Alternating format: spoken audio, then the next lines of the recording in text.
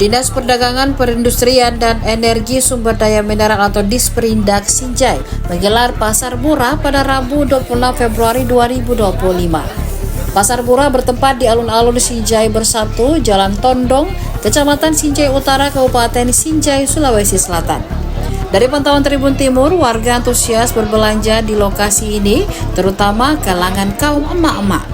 Emak-emak menyerbu pasar murah tersebut. Mereka rela antri untuk berbelanja bahan pokok yang harganya lebih rendah dari harga pasar. Kegiatan ini dimulai sejak pukul 8.00 waktu Indonesia Tengah. Sementara itu, Kepala Disperindak Sinjai Muhammad Saleh mengatakan sembako yang paling laris adalah bawang merah. Muhammad Saleh menjelaskan kegiatan ini dilaksanakan untuk meringankan beban masyarakat di tengah kenaikan harga kebutuhan pokok menjelang Ramadan. Pemerintah daerah dalam hal ini, Tim Pengendalian Inflasi Daerah atau TPID Kabupaten Sinjai menggandeng sejumlah distributor lokal untuk menghadirkan sembako murah. Beberapa di antaranya yakni bawang putih seharga Rp40.000 per kilogramnya, bawang merah Rp20.000 per kilogram, bawang bombay Rp30.000 per kilogram, kentang Rp18.000 per kilogram, tomat Rp5.000 per kilogramnya, serta beberapa bahan pokok lainnya. Ya, terima kasih. Jadi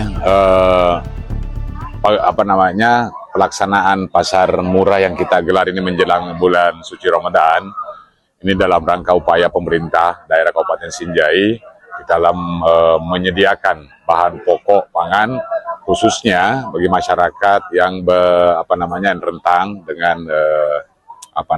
rentang dengan harga-harga yang ya diakui setiap menjelang bulan Ramadan dan bahkan sampai Ramadannya itu harga beberapa bahan pokok itu akan ada kenaikan harga dan itu tidak bisa kita tutupi. Dan sekarang Dinas Perindustrian Perdagangan hadir untuk bagaimana agar harga-harga itu kita bisa menjaga stabil, ya, seperti kebutuhan akan telur, kemudian beras, kemudian bahan pokok lain. Ini kita hadirkan di pasar murah selama kurang lebih 2 hari ini, agar itu tadi masyarakat lebih mudah mendapatkan dan juga untuk menjaga ketersediaan bahan pokok bagi masyarakat.